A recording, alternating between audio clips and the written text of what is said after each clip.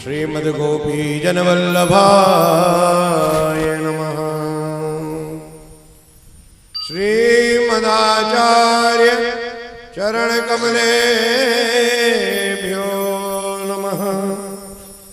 श्री गोसाई जी परम दयालवे नमः। श्री गुरु चरण कमलेभ्यो नमः। श्री माता पित्रे चरण कमलेभ्यो नमः। श्री पुरुषोत्तम समारंभां विष्णु स्वामी सुमध्यमाम् अस्मदाचार्य पर्यन्तां वन्दे गुरु परमपराम्।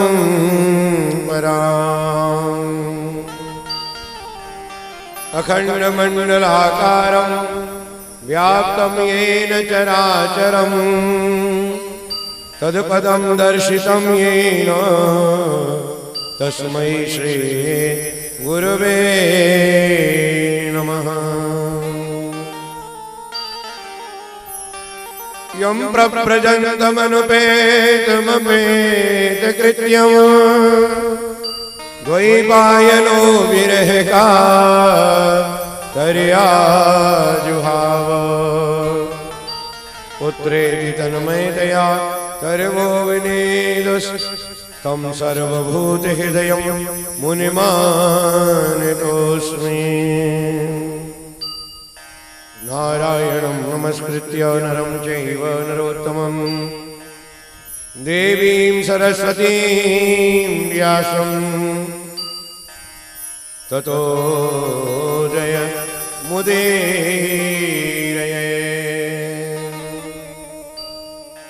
श्री गोवर्धननाथ पादयुगलं हैयवीनप्रियम्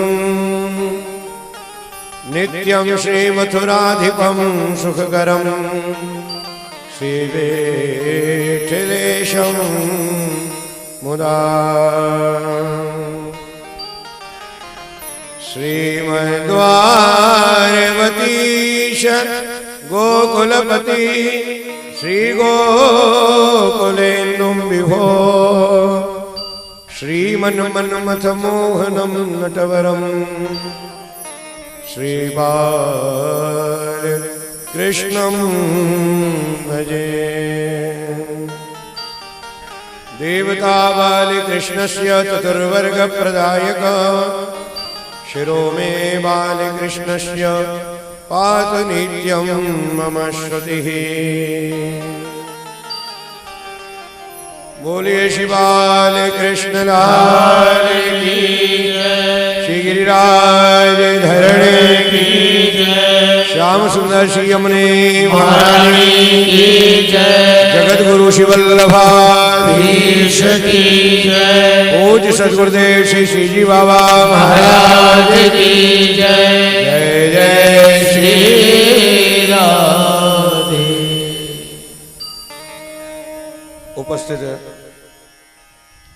प्रभुपद प्रेमानुरागी जन परम आराध्य लाडलीलाल भगवान श्री बालकृष्ण प्रभु की सहज प्राप्त अनुकंपा से श्रीमद् भागवत भगवान की कथा गिरिराज जी की तलेटी में बैठ करके हम लोग श्रवण कर रहे हैं। आज पावन ज्ञान यज्ञ का षष्ठ दिवस है। प्रातःकालीन सत्र में हम लोगों ने भगवान के द्वारा वरुण का मान मर्दन, महारास लीला, देवी की पूजा कराई, शंखचूड़ का वध किया, युगल गीत की कथा, अरिष्टासुर का वध, नारद जी के द्वारा योजना बनाना, भगवान का मथुरा पधारना, कंस वध करना, श्री ठाकुर जी विद्याध्ययन करने के लिए सांदीपनी गुरुदेव के यहाँ गए, उद्धव गोपी संवाद हुआ, अक्रूर के और कुब्जा के मनोरथ की पूर्ति करी, अक्रूर जी को भेज करके भुआ, कुंती और पांचों पांडवों के समाचार जाने। श्रीमद् भागवत का सबसे बड़ा स्कंद है दशम स्कंद, 90 अध्याय हैं इसमें और इसको 2 भागों में विभाजित किया, पूर्वार्ध और उत्तरार्ध। प्रथम से लेकर के 49वें अध्याय तक पूर्वार्ध और 50 से उत्तरार्ध प्रारंभ हो रहा है।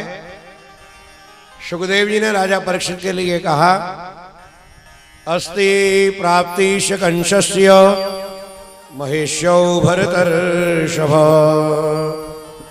मृते भरतर दुःखार्ते ईयुति स्म पितुर्ग्रहान्।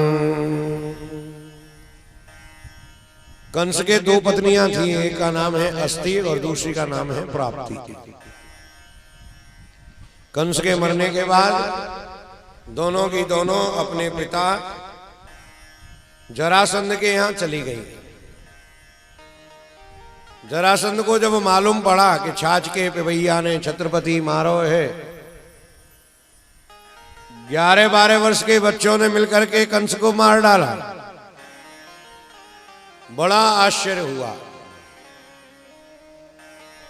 वेदयां चक्रतु सर्वम आत्मवैदव्य कारणम सौ तद प्रियमाकर्ण्य शोकामर्षयुतो नृप।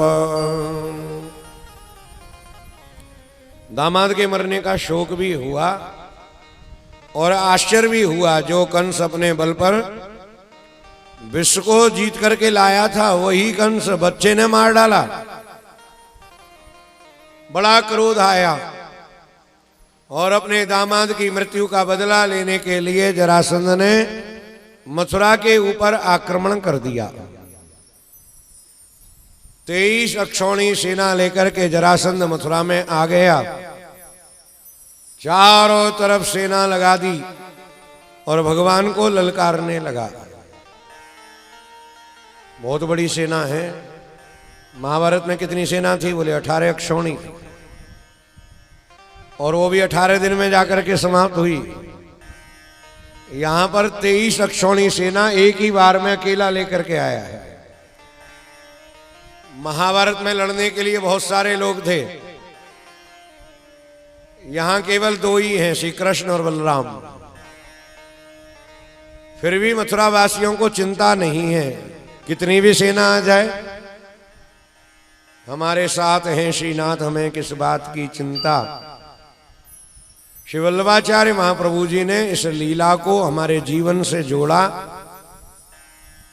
ये मन जो है वो कंस है और इसकी 2 पत्नियां हैं, अस्ति और प्राप्ति। अस्ति माने है और प्राप्ति माने हो जाए।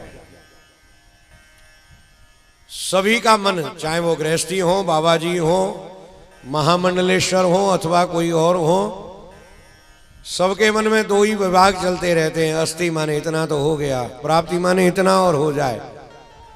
सब गुणा भाग में लगे रहते हैं। सोते हैं तो हिसाब लगा करके सोते हैं। जरासंध ने आक्रमण किया। जरा माने बुढ़ापा, संधि माने मिलना। कौन सी अध्याय में किया? बोले 50वें अध्याय में किया। जब व्यक्ति 50 वर्ष का हो जाता है तो बुढ़ापे से संधि हो जाती है। बुढ़ापे की ओर शरीर बढ़ने लगता है। जीवन का उत्तरार्ध प्रारंभ हो जाता है। जीवन का द्वितीय पार्ट, दूसरी श्रेणी में हम लोग आ जाते हैं। जरासंध का जब आक्रमण हो तो क्या करना चाहिए? श्री कृष्ण शरणागति, भगवान की शरण में जाना चाहिए। धीरे धीरे काम हम अपनी अगली पीढ़ी को सौंपें और धीरे धीरे थोड़ा थोड़ा समय अब समाज सेवा में, भगवान की सेवा में निकालना चाहिए। पहली बार कृष्ण बलराम दोनों भैया अलग अलग रथों में अस्त्र और शस्त्र के साथ सुसज्जित होकर के पधारे। अस्त्र से कहते हैं जो हाथ में रखना पड़ता है, हाथ में रख करके चलाया जाए। गदा है, तलवार है, ये अस्त्र है। और शस्त्र उसे कहते हैं जिसको फेंक करके मारा जा सके। भाला है, धनुष बाण है, बर्छी है, शक्ति है, मुदगर है, ये शस्त्र है। एक बार श्री तुलसीदास जी महाराज पधारे वृक्षराशि को उसकी यात्रा करने, और यात्रा करते करते चंद्र सरोवर पर श्री सूरदास जी से मिलने पहुंचे। दोनों में भेंट हुई, और भेंट हुई तो एक बात चल पड़ी कि अगले जन्म में क्या बनना चाहोगे। तुलसीदास जी आप बताइए, आप अगले जन्म में क्या बनना चाहेंगे? उन्होंने कहा हम तो तुलसी ही बनना चाहेंगे और जन्म जन्म भगवान श्री राम के गुणानुवाद गाना चाहेंगे। वाह। सूर आप क्या बनना चाहेंगे? ब्रज में कुछ हंसी मजाक करने का ज्यादा ही रहता है। सूरदास जी बोले हम तो राक्षस बनना चाहेंगे। क्यों राक्षस क्यों? बोले राक्षस भी कृष्णावतार के और कृष्णावतार में भी ब्रज के। क्यों? बोले जितने भी अवतारों में जितने भी राक्षसों को मारा है दूर से ही मार दिया है, और कृष्णावतार में जितने राक्षसों को ब्रज में मारा है सबको छुआ है। पूतना के स्तनपान करे, शक्टासुर में लात मारी, तृणावर्त के तो गोदी में बैठ करके आसमान में घूमते रहे, किसी के साथ मल्ल युद्ध हुआ है, किसी की पीठ पर चढ़े हैं, किसी को चरणों का स्पर्श कराया है, किसी में मुष्टिका का प्रहार किया है। वो राक्षस कितने भाग्यशाली हैं जिनको श्री ठाकुर जी के अंग के स्पर्श का सौभाग्य प्राप्त हुआ है। यदि हम कृष्णावतार के ब्रज वाले राक्षस भी बन जाएं तो हमारा कल्याण हो जाएगा। बोलो कृष्ण कन्हैया लाल की जय। 50वें अध्याय में आक्रमण है। कृष्ण बलराम युद्ध करने के लिए सामने उपस्थित हैं। सारी सेना को देख करके श्री ठाकुर जी ने दाऊ दादा से एक परामर्श किया। दादा आप इसकी सेना को मारना और मैं इसे देखता हूं।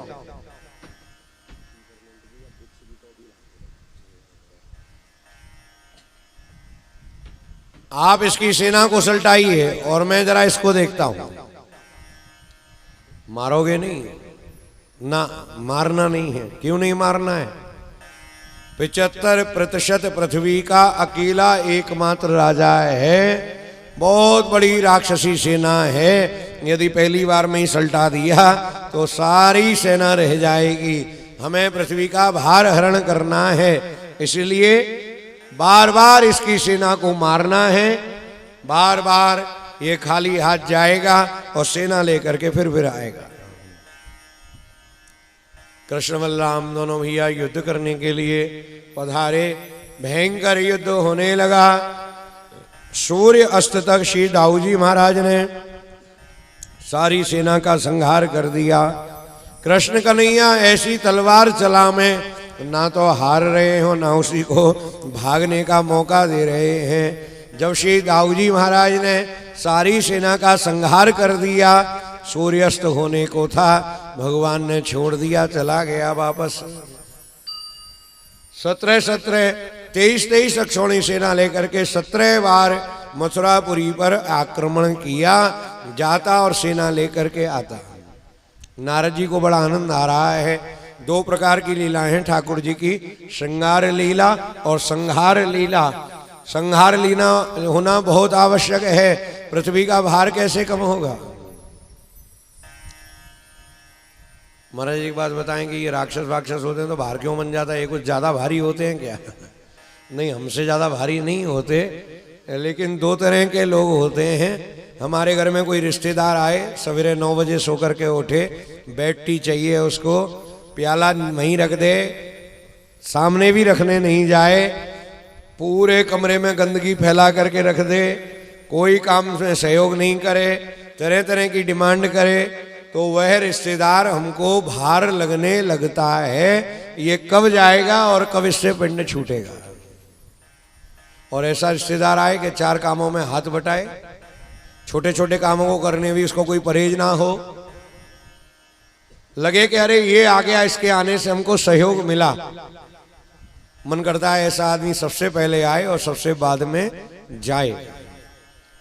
तो जो लोग भगवान का भजन नहीं करते, जप तप व्रत दान पुण्य कथा कीर्तन नियम सब में बाधा डालते हैं, वो पृथ्वी पर भार हो जाते हैं। और जो जप तप व्रत संयम नियम ध्यान धारणा कथा कीर्तन दान पुण्य तपस्या आदि करते हैं, वो पृथ्वी को प्यारे लगते हैं। ये जो जरासंध के पास फौज है, ये पृथ्वी पर भार है, ये राक्षसी फौज है। राक्षस और देवता में क्या अंतर है? घर में कोई मेहमान आए, पूछे जी तुम्हारा बेटा कैसा है? बोले क्या बताएं जी, 8 बजे सो के उठता है, बात बात पे चिल्लाता है, जब देखो जब रोने बैठ जाए, बार बार पैसे मांगे, कहना मानता ही नहीं है, हमारा राक्षस है। कोई श्रीलंका से नहीं आया है घर में ही, लेकिन आदत के कारण माँ कहती है अपने बेटे को राक्षस। और दूसरा एकदम अपोजिट हो, सवेरे 5 बजे उठे, पढ़ने बैठ जाए, माता पिता के चरण स्पर्श करे, कुछ माला वाला भी करे, घर के कामों में हाथ बटाए। बाहर का व्यक्ति पूछे कि ये बेटा कैसा है? बोले ये तो देवता है, अपने आप निकलता है देवता, कहीं वो स्वर्ग से नहीं आया है। राक्षस मारे जा रहे हैं, नारद जी को बड़ा आनंद आ रहा है। नारद जी पहुंच गए कालयवन नाम के राक्षस के पास और कहा तुम्हारे लिए धिक्कार है, तुम्हारी वीरता के लिए धिक्कार है। क्या हुआ नारद जी, ऐसे बार बार धिक्कार धिक्कार क्यों करते हो? तुम्हारा मित्र है जरासंध, उसके दामाद कंस को छोटे छोटे 2 बालकों ने मार डाला है। अपने दामाद की मृत्यु का बदला लेने के लिए वो जाता है 23 अक्षौणी सेना लेकर के, और खाली हाथ लौट करके आ जाता है। मित्र से कहते हैं जो भूत, वर्तमान और भविष्य तीनों में साथ निभाए। त्रिमाने तीनों कालों में जो संग्रह है वही मित्र है। सखा जो हमको अच्छी शिक्षा दे, अच्छी सीख दे, वो सखा। और सखा का उल्टा क्या होता है? खास। जो भाई से भी बढ़कर हो, खास हो, वो सखा। तुम्हारा मित्र लड़ रहा है, युद्ध कर रहा है, संघर्ष कर रहा है, तुम यहां आराम कर रहे हो, काहे बात के मित्र हो तुम?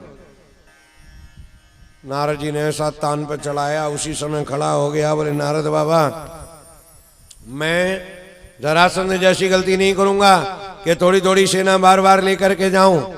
मैं तो अपनी सारी सेना लेकर के एक साथ टूट पड़ूंगा, दोनों को नानी याद करा दूंगा।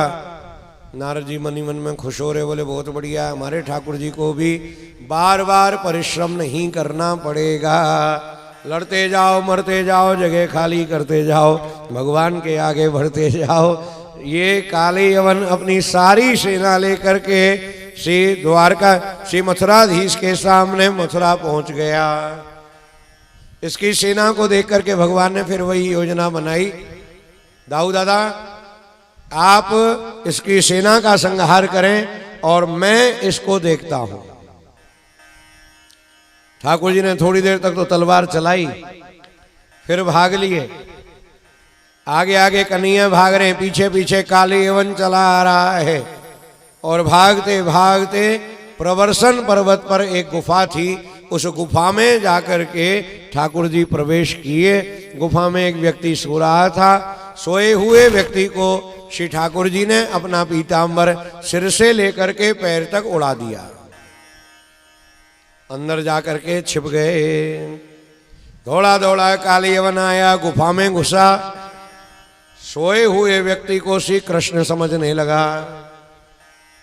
कन्हैया इतने बड़े हो गए पर छल करने की आदत नहीं गई तुम्हारी। तुम जानते हो कि शूरवीर सोते हुए पर आक्रमण नहीं करते। मैं भी ऐसा वैसा नहीं हूं, मैं भी तुमको जगा करके ही मारूंगा। जोर से लात मारी, सोया हुआ व्यक्ति जागा और आंखों से ऐसा तेज निकला कि कालयवन जल करके भस्म हो गया।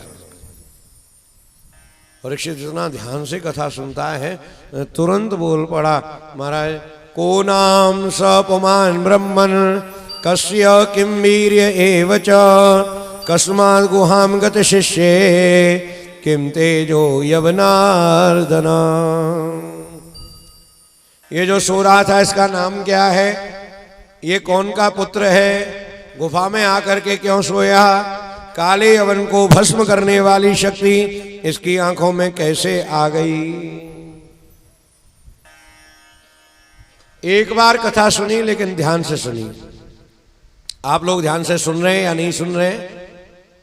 लगभग 20-25 मिनट बाद एक राक्षस की जय बुलवाई जाएगी, जरासंध की। आउट कर देता हूं पेपर। जो लोग ध्यान से कथा सुन रहे हैं वो नहीं बोलेंगे जय, और जिनका कुछ आना जाना हो, उसके साथ कोई रिलेशन हो, वो जरूर जरूर बोलेंगे।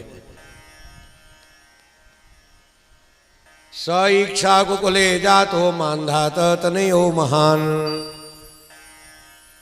मुचकुंद इति ख्यातो ब्रह्मण्य सत्य संगर। इक्षाकु के वंश में जन्म लेने वाले राजा मांधाता का बेटा ये मुचकुंद है। एक बार देवता दानवों में घमासान युद्ध हुआ, देवताओं का बल कमजोर पड़ने लगा। देवता राजा मुचकुंद के पास सहायता मांगने के लिए आए। ध्यान दें, देवता मुचकुंद के पास सहायता मांगने के लिए आ रहे हैं।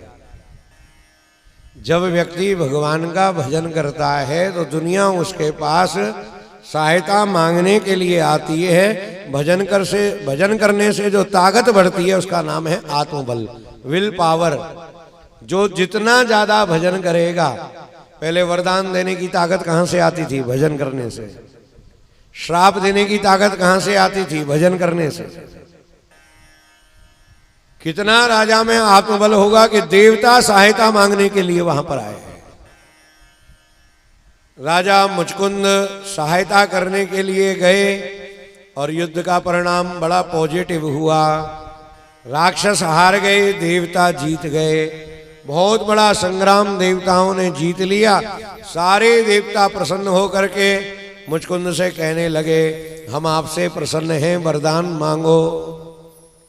मुचकुंद ने वरदान मांगा, मुझे श्री कृष्ण कन्हैया लाल के दर्शन हो, ऐसा वरदान दीजिए। हाँ जी, तथास्तु, तुम्हें श्री कृष्ण कन्हैया के दर्शन अवश्य होंगे। कब होंगे? अभी तो त्रेता युग चल रहा है, द्वापर युग के अंत में जाकर के कृष्णावतार होगा, तब जाकर के तुम्हें श्री ठाकुर जी के दर्शन होंगे। 2 युग प्रतीक्षा करनी पड़ेगी, तब तक मैं कहां रहूं? देवताओं ने कहा कि तुम एक गुफा में जाकर के सो जाओ, श्री ठाकुर जी आएंगे, तुमको जगा करके दर्शन देंगे।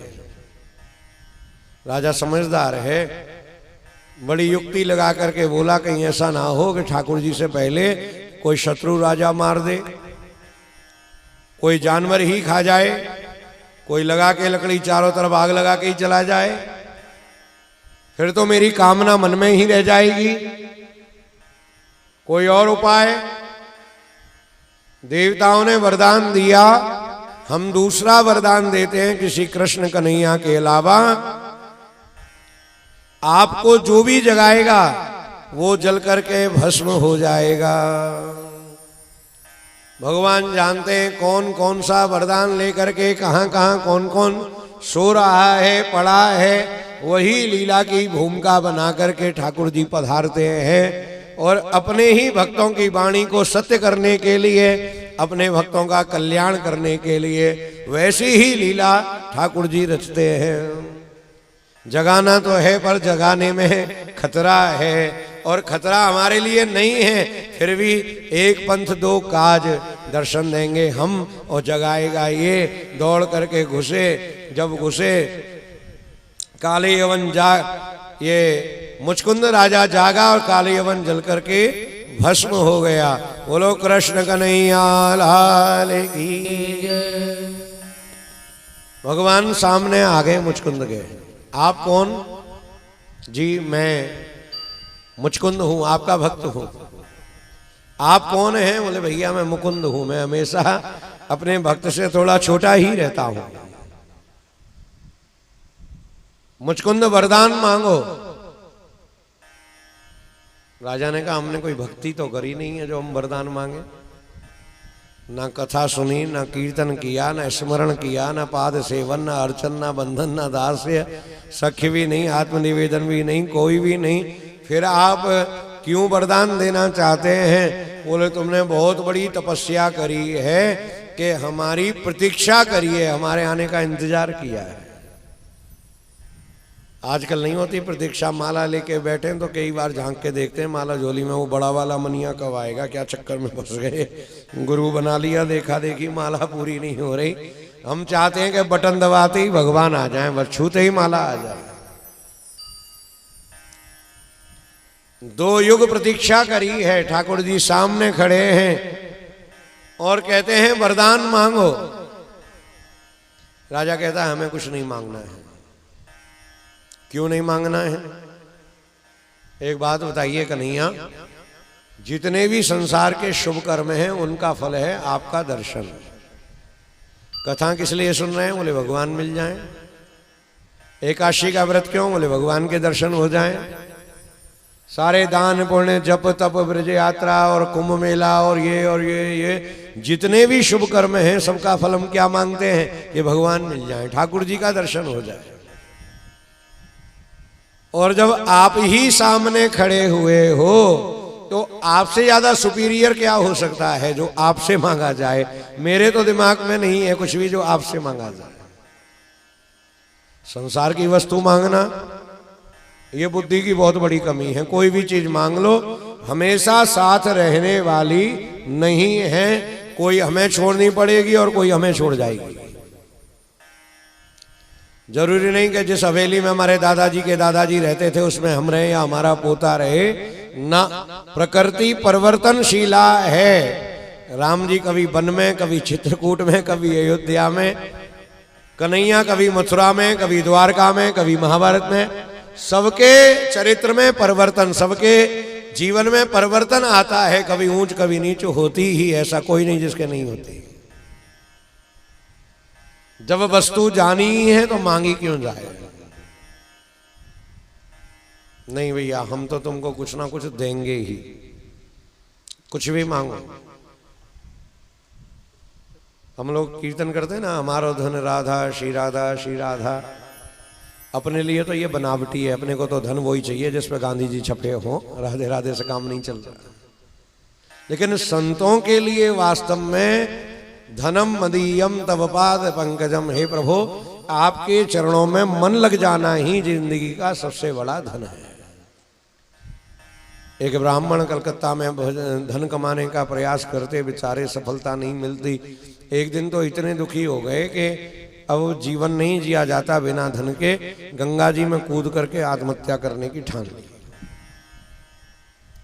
एक राजा था जिसके संतान कुपात्र थी। राजा के पास पारस मणि थी। उसने सोचा किसी संत को दे दिया जाए तो सदुपयोग होगा। मेरा जो पुत्र है वो जुआ शराब और दुनिया भर के ऐवों में घिरा हुआ है। किन्हीं से सुना कि रूप सनातन गोस्वामी विराजते हैं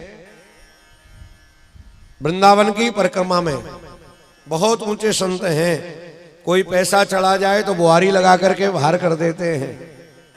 कोई पक्का फर्श नहीं है, गड्ढा है, मिट्टी का फर्श है, उनमें कोई पैसा फंस जाए, हाथ से निकालना पड़े तो 5 बार जमुना जी की बालू से हाथ धोते हैं। पारस लेकर के आए राजा और कहा महाराज हमें तो आपको देना है, हमें लेना नहीं है, हमारे क्या काम का। नहीं महाराज, कोई दुरुपयोग करेगा, हम तो आपको ही देना चाहते हैं। बहुत ज्यादा जिद करी राजा ने। तो जिस पेड़ के नीचे सनातन गोस्वामी रहते थे उस पेड़ के ऊपर एक तोते का घोंसला था जिसमें अब तोता नहीं रहता। बोले भैया ये पारस पत्थर तुम इसे खोतर में डाल जाओ। राजा पारस पत्थर डाल करके चला गया। इधर ब्राह्मण देवता गंगा किनारे आकर के बैठ गए, छलांग लगाने को तैयार थे। गंगा जी प्रकट हो गई और कहा कि तुम वृंदावन चले जाओ, वहाँ रूप सनातन गोस्वामी जी के पास पारस पत्थर है, वो मांग लेना। जितना चाहिए सोना बनाने और सोना बना करके धन पैदा कर लेना, मरने की जरूरत नहीं पड़ेगी। गंगा जी प्रकट होकर के कह रही हैं तो झूठ नहीं होगा। ब्राह्मण चल करके वृंदावन आया और वृंदावन में खोजते खोजते श्री सनातन गोस्वामी के निकट पहुंचा। जाकर के प्रणाम करी और कहा कि आपके पास पारस पत्थर है? बोले हाँ है। हमें दे देंगे? बोले हाँ दे देंगे। कहाँ रखा है? बोले पेड़ के ऊपर रखा है, चढ़ जाओ, चढ़ करके उतार लो। अगला झट से लपक के पेड़ पे चढ़ा। चढ़ते चढ़ते क्या दिमाग में आया, किसी पे लाखों रुपए होते हैं तब वो कुछ पैसे दान आराम से करता है। ये पारस पत्थर इतने आराम से दे रहे हैं, इसका मतलब बहुत बड़ा बैलेंस है इनके पास, कोई बहुत बड़ी संपत्ति, बहुत बड़ा खजाना है इनके पास। उतरे आया नीचे। क्या आपके पास पारस पत्थर से भी ज्यादा कीमती कोई वस्तु है? बोले हाँ है। हमें दे देंगे? बोले हाँ दे देंगे। दे दो। ऐसे नहीं देंगे। फिर कैसे देंगे? पारस पत्थर उतारो, जमुना जी में दूर फेंकना ताकत लगा करके, अगर कहीं पास फेंक दिया फिर निकाल लाए तो नहीं मिलेगी। यमुना जी में स्नान करना, यमुना जी की रज लेकर के शरीर में लगा करके पुनः स्नान करके आओ तब तुम्हें देंगे। बड़ा उतावला हो रहा था, चढ़ करके गया, पारस पत्थर उतार करके ले आया, ला करके यमुना जी में फेंक दिया, स्नान करके आया। लाओ वो कीमती चीज दे दो। बोले इधर आओ। हाथ में नहीं, कान में देंगे। और एक बार केवल श्री कृष्ण कहा, संत के मुखारविंद से जो ठाकुर जी का नाम निकला, कान से वो सीधा हृदय में गया और हृदय में जाने से ऐसा प्रभाव पड़ा कि अब कोई वस्तु विशेष मांगने की इच्छा ही समाप्त हो गई। अब तो कहने लगा कि मदकुरी मांग करके काम चलाएंगे और वृंदावन में रहेंगे और राधे राधे गाएंगे। बोलो कृष्ण कन्हैया लाल की जय। हर किसी के ये बात जमती नहीं है। जिनके जम जाती है उनको संसार की सारी वस्तु बड़ी तुच्छ दिखाई देती है, उनकी कामना ही नहीं होती। गोसाई जी श्री विठलनाथ जी महाराज अड़ेल में विराज रहे थे। एक राजा के संतान नहीं थी, सेवा करने वाला कोई था नहीं, तो एक नाव में तो ठाकुर जी पधराए और एक नाव में सोने चांदी के बर्तन, जेवर, सामान, बहुत सारा धन, 2 नाव भर के कहा कि गोसाई जी के यहां पधराए आओ, गोसाई जी को दे आओ। दूत पहुंचे जय। 2 नाव में, एक में ठाकुर जी विराज रहे, एक में ये सामान है, सोना चांदी जेवर। बोले ठाकुर जी को तो हमारे पास ले आओ और वो सामान को पूरा गंगा जी में पलट लो। सब देखते देखते आश्चर्य, ऐसा क्यों? बोले अगर ऐसा नहीं करें तो लोगों के यही रहेगा कि गुरुदेव तो केवल धनवान व्यक्तियों को ही शरणागत करते हैं, धन से ही ठाकुर जी की सेवा की जाती है। जिनके पास धन नहीं है वो भगवान का भजन नहीं कर पाएंगे, वो भगवान के शरणागत नहीं हो पाएंगे, भगवान उनको दर्शन नहीं देंगे। ना ना ना, ठाकुर जी की सेवा में तो ये सब बाधक है, बिल्कुल हटा दो, नहीं चाहिए। बार बार जब श्री कृष्ण कन्हैया ने कहा कि राजा वरदान मांगो, हम तो कुछ ना कुछ तुम्हें देंगे, बहुत बढ़िया वरदान मांगा कि जन्म जन्म में आपके गुणानुवाद गाऊं, मुझे यही वरदान दीजिए। मेरे जितने भी जन्म हो मैं आपके गुण गाऊं। थोड़ा ध्यान दें, जो लोग आंख बंद करके बैठे हैं वो सीधे बैठ जाएं। अगल बगल में कोई सो रहा हो तो थोड़ा सा हिला दें, बड़ा पुण्य लगेगा। पीछे नहीं देखना है, केवल अगल बगल में देखना है।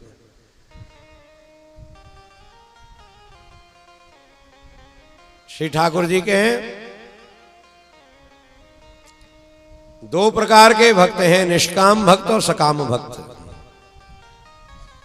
जिनके मन में कामना है वो तो चाहते हैं कि अब हमारी मोक्ष हो जाए, दोबारा जन्म लेकर के ना आना पड़े। और जो निष्काम भक्त हैं वो चाहते हैं बार बार हमारे जन्म हो, बार बार हम कथा सुने, बार बार हम तीर्थ यात्रा करें, बार बार इस धाम में आकर के रहें। ये जो जीवन है, जितना आनंद मानव जीवन में है उतना आनंद कोई कुत्ता बिल्ली बंदर बनने में नहीं है। और कई जन्मों के पुण्य जब एकत्रित होते हैं तब जाकर के ये मानव जीवन प्राप्त होता है। बार बार यह जीवन मिले, एरी विधना तो पे अचरा पसार मांगू, जन्म जन्म दीजो मोहे आही ब्रज बसो। एक भजन गाएंगे, किन्हीं को सुना हुआ अगर याद हो तो साथ में बोलें, और नहीं तो सुनकर के ही आनंद लें। जितने पल्ला पड़े, जितने समझ में आए उतना बोलें।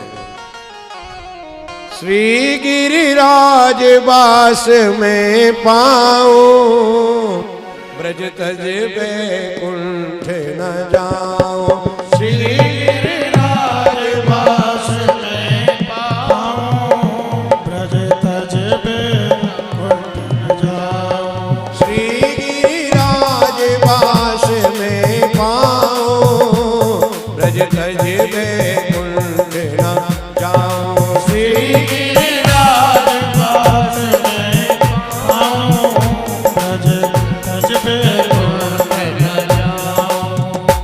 बिचरों में लता पतन में गिरिराज तले की बन में बिचरों में लता पतन में गिरिराज तले की बन आनोर जतीपुरा जन में राधा कुंड गोवर्धन में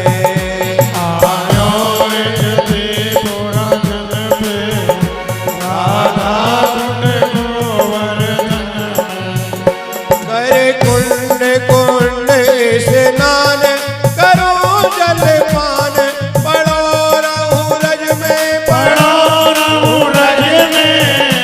प्रभु दीजो बारंबार जन्म मोहे ब्रज में प्रभु दीजो बारंबार जन्म मोहे ब्रज में जो कछु मिले प्रसाद पाएंगे गोविंद के गुण गाऊं पाएंगे गोविंद के गुण गाऊं ब्रज तज वैकुंठ न जाऊं श्री गिरिराज वास में पाऊं ब्रज तज वैकुंठ न जाऊं श्री गिरिराज वास में पाऊं ब्रज तज वैकुंठ न जाऊं दक्षिण में मोर बनइयो करुणा करके को कहियो दक्षिण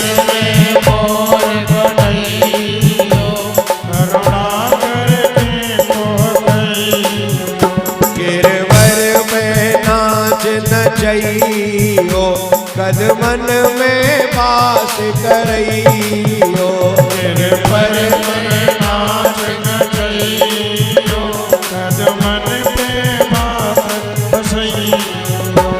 झालर घंटन की घोर करो सुन शोर शब्द कुहकन के शब्द कुहकन के हारे मन मोहन मुकुट मोर पंखन के हारे मन मोहन मुकुट मोर पंखन के नेत्र सफल जब होए करो दर्शन जहिए हर साऊं करो दर्शन जहिए हर साऊं ब्रज तज वैकुंठ न जाऊं श्री गिरिराज वास में पाऊं ब्रज तज वैकुंठ न जाऊं श्री गिरिराज वास में पाऊं ब्रज तज वैकुंठ न जाऊं पशुअन में बैल बनइयो पर ब्रज को पास बसइयो पशुअन में बैल बनइयो पर ब्रज को पास बसइयो मानसी गंगा जल पइयो ब्रज में विश्राम करइयो मानसी गंगा ब्रज में विश्राम करइयो निज मंदिर गोबन बैल करो तो टहल चलूं गाड़ी में मैं चरो करूं परिक्रमा की झाड़ी में मैं चरो करूं परिक्रमा की झाड़ी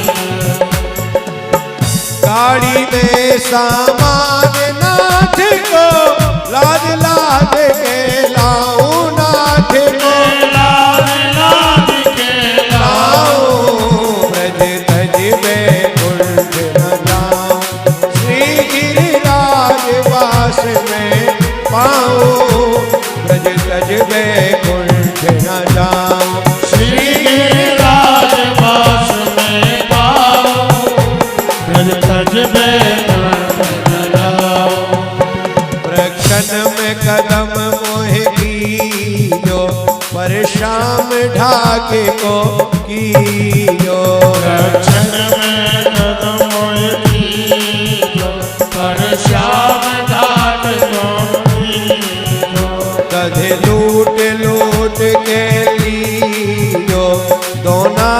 भर भर के पियो, कभी लूट लूट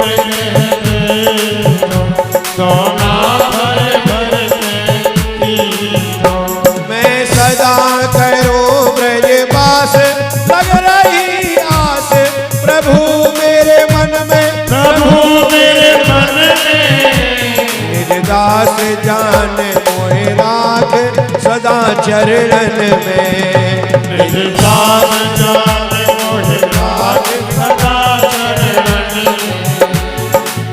गिरधारी को नाम रटो तुम्हें बार बार समझाओ, ब्रज तज वैकुंठ न जाओ, श्री गिरिराज वास में पाओ, ब्रज तज वैकुंठ न जाओ, श्री गिरिराज वास में पाओ, ब्रज तज वैकुंठ न जाओ। श्री गिरिराज वास में पाओ, ब्रज तज वैकुंठ न जाओ, श्री गिरिराज वास में पाओ, ब्रज तज वैकुंठ न जाओ। श्री गिरिराज धरण की जय। रसखान कहते हैं कि मानुष बनाओ तो हे प्रभु गोकुल में जन्म देना, और पत्थर भी बना दो तो भगवान के मंदिर की सीढ़ी में लगाना, कम से कम भक्त वैष्णव उनके चरणों का स्पर्श तो प्राप्त होगा। जन्म जन्म श्री ठाकुर जी की कथा लीला गाएं, ऐसा वरदान दो। भगवान ने वरदान दिया, अगले जन्म में ये श्रीधर स्वामी बने और अगले जन्म में नरसिंह मेहता बने। बार बार भगवान के गुणानुवाद गाए। श्री ठाकुर जी मथुरा पधारे। मथुरा आकर के मथुराधीश प्रभु ने योग माया को आज्ञा दी, हे योग माया,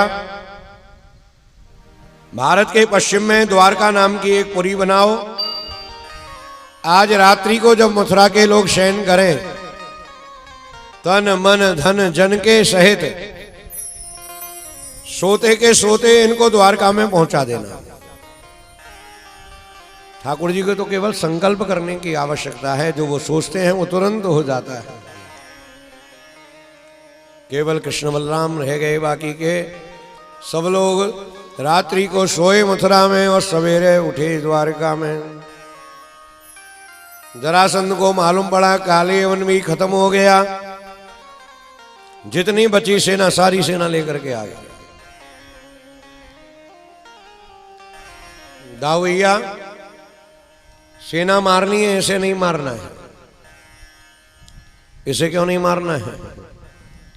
भगवान शंकर का वरदान है इसको कि इसकी मृत्यु भीम के द्वारा होगी। ये कैसा वरदान है? वरदान नहीं, वचन है। भीम, जरासंध, दुर्योधन और कीचक, चारों को एक ही शौक है, बल बढ़ाने का। ज्यादा से ज्यादा व्यायाम करो, गदा चलाना, मल्ल युद्ध करना। एक दूसरे को अपना मित्र बताते हैं, लेकिन हैं एक दूसरे के कंपटीटर। कौन में ज्यादा बल है, कौन में ज्यादा बल है। किसी ने कहा चलो हिमालय चलें, तपस्या करके भगवान से वरदान मांग लेते हैं, बल मांग लेते हैं, हम सबसे बलवान व्यक्ति बन जाएंगे।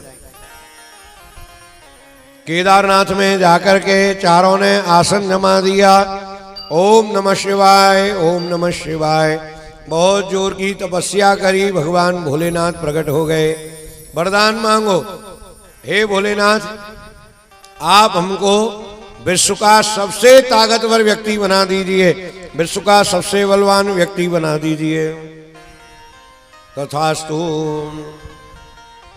बलवान हो गए। हिमालय से उतर करके नीचे आए, जब हरिद्वार में पहुंचे, मन में विचार आया कि बलवान तो हो गए, पर हमें मारेगा कौन? चलो भगवान शंकर से ही पूछें कि हमें कौन मारेगा। भीम बोला हमारे बस की नहीं है, इतना चढ़ करके जाएं खाली पूछने के लिए। तुम तीनों चले जाओ।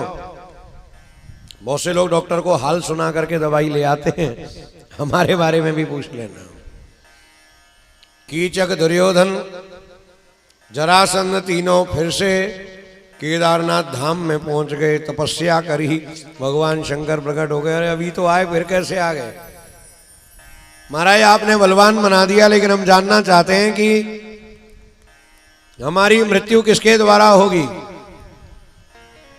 पहले 4 आए थे, अब की बार 3 कैसे? चौथा कहाँ है? बोले वो तो नीचे रह गया। बोले वो ही मारेगा, उसी के द्वारा होगी। शंकर जी वहीं की वहीं सिलटा देते। बोले मैं कहाँ ढूंढने जाऊं, किससे मरेंगे? ये अपने भजन छूटेगा, काम छूटेगा।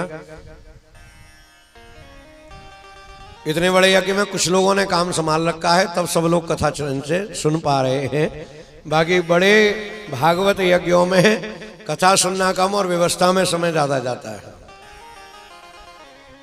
भोलेनाथ नहीं लगते व्यवस्था में, वो तो हाथ किया तो वहीं की वहीं। बेटा चाहिए बोले 1 लाख, पोता चाहिए बोले 1.25 लाख, और चाहिए और बता, पर यहां से बढ़ो, जल्दी आगे जाओ, भजन करने दो।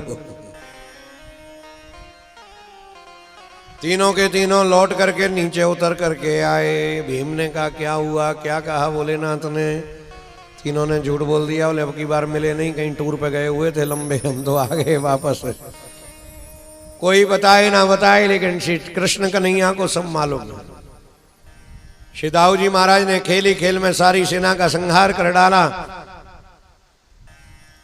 थोड़े से अनुचर रह गए थे जरासंध के कोई खास लोग, उनको छोड़ के दोनों भाई भाग लिए। ये गालियां देने लगा भगवान को।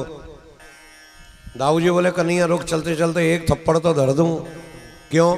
गाली दे रहा है। अरे दाऊ भैया, बाजार की गाली किसको? जो मुड़ के देखे उसको। क्या मालूम ये हमें दे रहा है या किसी और को दे रहा है? गालियों में नहीं जुड़ना चाहिए। गाली में और जीरो में समानता है। जहां ये लग जाए वहां 10 गुना कर देती हैं। 10 के आगे जीरो लगा दो, सीधा 100, 100 के आगे लगा दो 1000। और जहां गालियों का प्रयोग शुरू हो जाए वहां झगड़ा भी 10 गुना हो जाता है। कभी कोई भला बुरा कहे तो बुरा नहीं मानना चाहिए। कोई कहे पागल हो, बोले अकेले नहीं है, पूरा परिवार पागल है, आप टेंशन ना लें। तुम तो बेवकूफ हो, तुम में अकल ही नहीं है। बोले हमारे तो मोहल्ले में ही अकल नहीं आती, बैरियर लगा हुआ है, आ ही नहीं सकते। होता नहीं है ऐसा।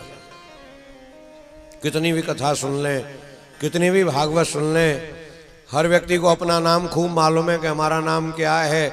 फिर भी पीछे से कोई आवाज लगाए अबे गधे, तो मुड़ के जरूर देखेंगे। हमसे तो नहीं कह रहा है। जब पक्का मालूम है कि तुम गधे नहीं हो, फिर मुड़ करके क्यों देख रहे हो? बोले मनुष्य स्वभाव जाएगा कहाँ, पिछले जन्म में रहे होंगे इसलिए मुड़ के देख रहे हैं।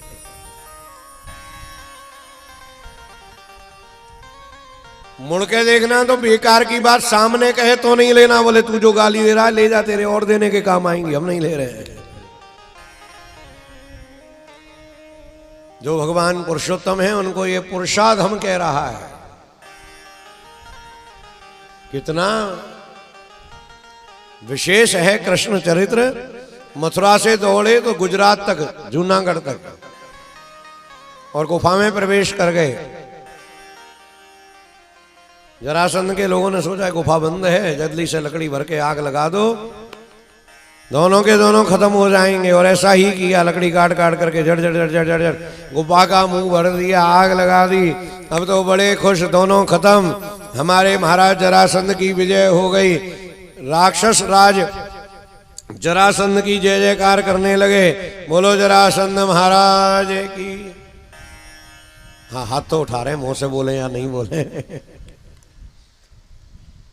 फिर भी यहाँ समझदार लोग बैठे हैं। बड़ा कम % है हाथ उठाने वालों का, जय बोलने वाले का। भगवान द्वारका में पहुंच गए। और जब श्री ठाकुर जी द्वारका पहुंचे तो जितने भी आनंददायक काम हैं, जितने भी आराम के काम हैं, वो सवरे पिताश्री श्री वसुदेव जी को सौंपे। और जितने भी झंझट के, जिम्मेदारी के, संघर्ष के, दिमाग लगाने के काम हैं, वो सारे डिपार्टमेंट ठाकुर जी ने अपने पास रखे। जब कभी भगवान जीवन में हमको धन संपत्ति दें तो उस धन संपत्ति का प्रयोग हमको माता पिता को सुख देने में करना चाहिए। आजकल के लोगों की थीम बदल गई है। 15 साल पहले कहाँ रहते थे? बोले हम अपने पिताजी के साथ रहते थे। आजकल कहाँ रहते हो? बोले आजकल पिताजी हमारे साथ रहते हैं। क्या मतलब? जब वो कमाते थे तब उनके साथ रहते थे, आज हम कमाने लग गए तो वो हमारे साथ रह रहे हैं ना, ये थ्योरी बिल्कुल गलत है। पिताजी के ही साथ रहते थे, पिताजी की ही साथ रहते हैं, और जहां भी रहेंगे उनकी कृपा से, उनके आशीर्वाद से ही रहेंगे। यही भावना बनी रही तो तरक्की होती रहेगी। और जहां माता पिता के प्रति भाव बदला, कितने भी मेहनत करें तरक्की होने वाली नहीं है। बाड़े पूत पिता के धर्मा, जो धर्म के साथ माता पिता को सम्मान देते हैं उन्हीं की वृद्धि होती है। अस्मान पालयतो वीर कामास्ते सर्वोजगिता, सुता महेशो भवतो ज्ञाते हो मात्य मंत्रणा। सारे मंत्रियों से एक ही मंत्रणा कर रखी है कि पिताजी के पास जाकर के कोई भी समस्या नहीं बतानी है, पिताजी को तो हमेशा सुख ही सुख के समाचार देने हैं। द्वारका में भगवान विराज रहे हैं। रेवत महाराज की कन्या का नाम है रेवती, और रेवत महाराज का आना जाना है ब्रह्मा जी के यहाँ। मैं अपनी बेटी के लिए ब्रह्मा जी से वर पूछ करके आऊं, लेकर के ब्रह्मलोक में पहुंचे रेवती जी को इनका पहुंचना और ब्रह्मा जी का आंख बंद करके समाधि लगाना। और जब समाधि खुली तब पूछा कैसे आए? बोले बेटी के लिए वर पूछने के लिए आया। बोले तुम जब आए थे तब द्वापर युग प्रारंभ हुआ था, अब द्वापर का अंत चल रहा है। तुम्हारी बेटी के बराबर आयु का कोई भी वर पृथ्वी पर नहीं है। वाह महाराज, हम तो आए दूल्हा मांगने, यहां तो काम ही खत्म हो गया। ब्रह्मा जी ने कहा भगवान शेष बलराम जी के रूप में द्वारका में विराज रहे हैं, तुम जाकर के वसुदेव जी से निवेदन करो। मैं भी तुम्हारी तरफ से निवेदन करूंगा, काम बन जाएगा। रेवत महाराज सगाई लेकर के बलराम जी की आए। बलराम जी का विवाह तय हो गया, बारात आई, फेरे पड़े, मंडप में बैठे थे। बलराम जी छोटे और रेवती जी बहुत बड़ी थी, आयु में भी आकार में भी। अब जो भी वहां निकले वहां तो एक ही मजाक चल गई, जो आवे वो ही चिढ़ावे। दूल्हा छोटा है, दुल्हन बड़ी है, लगता है गोदी में लेकर के जाएगी, तरह तरह की बात होने लगी। दाऊ जी को गुस्सा आई, खड़े हुए और मूसल लेकर के सिर में ठोका और ठोक करके रेवती जी को बराबर की कर लिया। जितने मंदिर मिलेंगे आपको, राधा रानी कन्हैया के बगल में खड़ी होंगी, लक्ष्मी जी नारायण के बगल में खड़ी होंगी, और रेवती जी कभी भी दाऊ जी के बगल में किसी भी मंदिर में नहीं मिलेंगी। क्यों? एक बार ठोका तो बराबर का कर लिया, कहीं दोबारा ठोक दिया तो ये तो गोदी में लेने लायक बुला लेंगे। बोलो रेवती रमण भगवान की जय। दाऊ जी के विवाह की कथा सुन करके राजा के मन में बड़ी जिज्ञासा जगी और कहा हे प्रभु, मुझे श्री कृष्ण के विवाह की कथा सुनाइए। 16,108 है, कौन से वाले की सुनाऊं? भगवन् श्रोतमिच्छामि कृष्णस्यामिति तेजसा, यथा मागधशाल्वादीन जित्वा कन्यामुपाहरत। मैं वो कथा सुनना चाहता हूं, बड़े बड़े राजा महाराजाओं के बीच में से द्वारकाधीश रुक्मणी को ऐसे उठा करके प्रणा करके ले आए जैसे कोई बब्बर शेर तुच्छ जानवरों के बीच में से अपनी बलि को उठा करके ले आता है, और सब देखते के देखते रह जाते हैं। ब्रह्मन कृष्ण कथा पुण्या माधवीर लोकमलापहा। ये भगवान की कथा हृदय का मैल समाप्त करने वाली है। आप हमें श्री ठाकुर जी के रुक्मणी विवाह की कथा सुनाइए। आनंद आ गया। राजा इधर उधर के प्रश्न करता है ना कि सृष्टि कैसे रची गई, फलाना काम कैसे हुआ, झट से बताते हैं। बोले मैत्री जी ने कथा सुनाई विदुर जी के लिए। महाराज देवताओं की ओर क्यों लेते हैं, दानवों को दंड क्यों देते हैं? बोले नारद जी ने कथा सुनाई युधिष्ठिर के लिए। लेकिन जब भगवान के प्रश्न करता है राजा, तब कोई कथावाचक का नाम नहीं लेते। सुखदेव जी स्वयं कथा सुनाने लगते हैं। रामायण में 4 श्रोता और 4 वक्ता हैं, शंकर जी और पार्वती जी, कागभूषुंड जी और गरुड़ जी। याज्ञवल्क्य ऋषि सुना रहे हैं, भरद्वाज जी सुन रहे हैं। तुलसीदास जी सुना रहे हैं और वैष्णव समाज, भक्त समाज श्रवण कर रहा है। और हमारे यहाँ 88,000 ऋषियों को श्री सूत जी कथा सुना रहे हैं। सुखदेव जी राजा परीक्षित को सुना रहे हैं। वहीं बीच में विदुर और मैत्रेय का प्रसंग आ जाता है, जहां सृष्टि के बारे में प्रश्न होता है, जहां कृष्ण चरित्र की बात आती है। सुखदेव जी किसी कथावाचक को याद नहीं करते, स्वयं सुनाने लगते हैं। राजासीत् भीष्मको नाम विदर्भादिर्पतिर्महान् तस्य पंचा भवन पुत्रा कन्यैका च वरानना। एक राजा थे जिनका नाम है भीष्मक। उनके 5 पुत्र थे और एक कन्या थी। कन्या का नाम था रुक्मणी और 5 बेटों के नाम रुक्मी, रुक्मबाहु, रुक्मकेश, रुक्ममाली और रुक्मरथ, ये उनके नाम थे।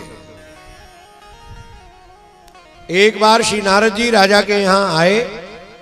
नारद जी ने, राजा ने प्रणाम करके पूछा, नारद बाबा कहाँ से आ रहे हैं? मैं द्वारका से आ रहा हूं। पहली बार नाम सुना है।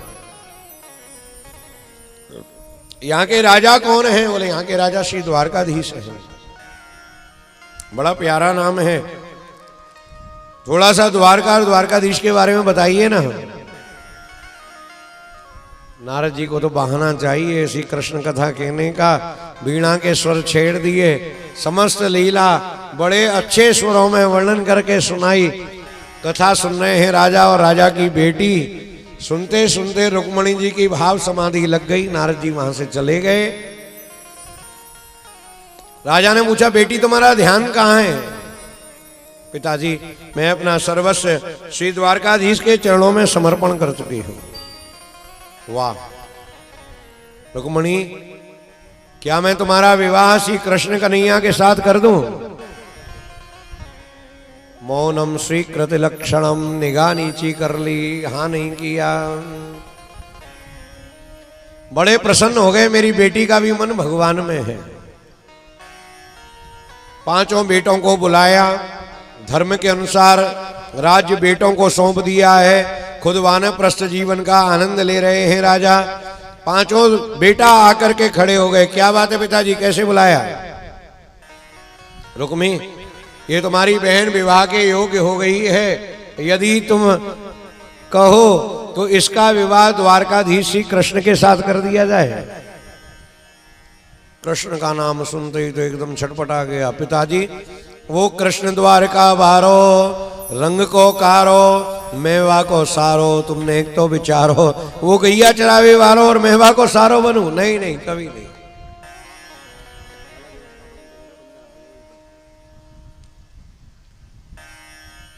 मैंने आपके बिना पूछे रुक्मणी की सगाई शिशुपाल के साथ कर दी है। दमघोष के पुत्र शिशुपाल को जरासंध ने अपना दत्तक पुत्र घोषित कर दिया है। जरासंध 75% पृथ्वी का अकेला राजा, और मैं और शिशुपाल जरासंध तीनों मिलकर के विश्व पर राज्य करेंगे। हम जो कहेंगे वही होगा पृथ्वी पर। मैं अपना बल बढ़ाना चाहता हूं और आप जाने पता नहीं कैसी बात करते हैं, ग्वारिया के साथ विवाह कर दिया जाए। बिल्कुल नहीं, कभी नहीं। शिशुपाल बारात लेकर के आने वाला है। आपकी इच्छा हो तो आशीर्वाद देने आ जाना, नहीं तो चुपचाप बैठ करके भजन कर लो। डांट करके चला गया। रुक्मणी जी ने सुना, बड़ा कष्ट हुआ। शिशुपाल माने विषय, रुक्मणी माने भक्ति। विषय और भक्ति दोनों एक साथ कभी भी नहीं रह सकते। इस दुष्ट के साथ एक पल भी अगर बिताना पड़ा तो उससे अच्छा है कि मैं अपना जीवन समाप्त कर लूंगी। एक ब्राह्मण रोज राजा के यहाँ पंचांग सुनाने के लिए आया करते थे। हम लोगों को भी पंचांग जानना चाहिए। तिथि वारम च कर्णम च नक्षत्रम योगमेव च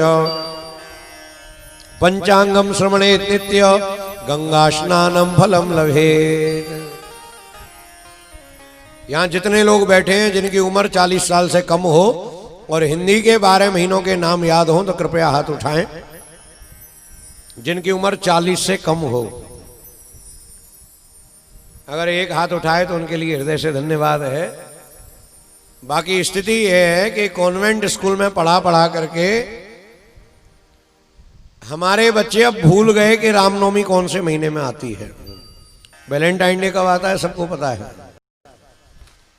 हमारा सनातन नववर्ष विक्रम संवत कौन से महीने से चालू होता है हमारे हिंदुओं की अगली पीढ़ी को नहीं मालूम है, चाहे वो मथुरा हो या मुंबई हो। इसकी सबसे बड़ी जिम्मेदारी हमारी है। हम मॉडर्न होने के चक्कर में अपने आप को भूलते जा रहे हैं। हिंदी हमारी मातृभाषा, अंग्रेजी उनकी मातृभाषा है। दूसरे की माँ को अपनी माँ समझना चाहिए, पर ऐसा भी ना करें कि दूसरे की माँ को सिर पे बिठा लें और अपनी माँ को उठा के कोठरी में, बंद कोठरी में पटक दें। इसका परिणाम इतना बुरा होगा कि उसकी कल्पना भी नहीं कर पाएंगे। चाइना में अंग्रेजी पढ़ना अनिवार्य नहीं है कि वो अंग्रेजी पढ़ेगा वही डॉक्टर होगा, चाइनीज पढ़ के हो जाएगा।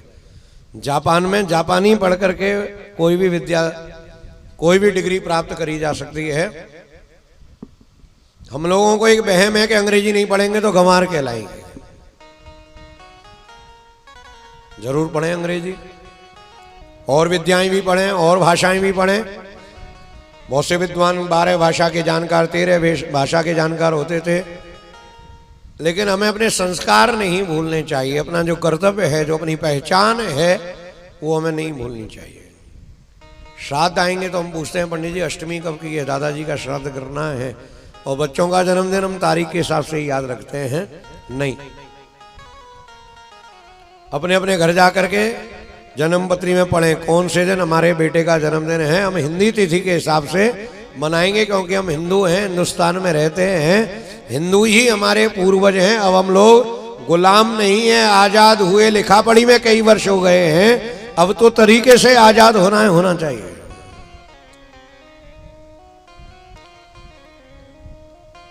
जितनी हमारी किट्टी पार्टी हो, जितनी हमारी और सोसाइटी, क्लब और कोई भी हमारी समितियां हो, उनसे हम कोई प्रतियोगिता कराया करें और इनाम दिया करें। हिंदुओं के बच्चों को हिंदी पढ़ाने के लिए लोभ लालच देना होगा, तब वो पढ़ेंगे। कौन बनेगा करोड़पति में अगर प्रश्न आते हैं भारतीय संस्कृति के, तो हम पढ़ना पसंद करते हैं। बिना लोभ लालच के हम अपने धर्म को सुनने के लिए तैयार नहीं है।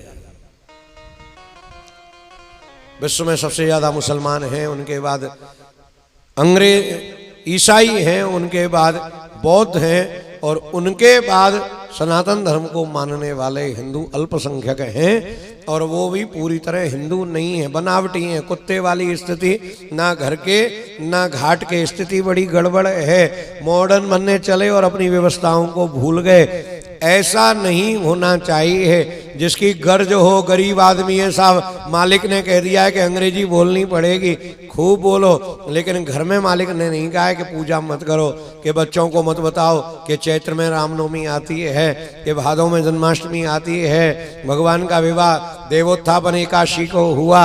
ये सारी बातें हम लोगों की ड्यूटी है बताना चाहिए। ब्राह्मण, क्षत्रिय, ब्राह्मण, गौ और अग्नि, 3 साधन हैं भगवान तक अपनी भेंट पहुंचाने के। गाय को जिसके नाम का भी हम डाल रहे हैं उसी को पहुंचेगा, ब्राह्मण को जिसके भी नाम का बुला करके जिमा रहे हैं उसी को पहुंचेगा। सास बहू की लड़ाई और सास मर गई, पंडित जी ने बुलाए और उसने खूब सब्जी में मिर्च डाल दी। पंडित जी झल्ला गए, ये क्या किया बहन जी? बोले सास को मिर्च खवानी थी इसलिए तुम्हारे भोजन में झोंक दी। हमने सुना है ब्राह्मण को दिया सीधा उसी को मिलता है, पर ऐसी कोई हरकत ना करे।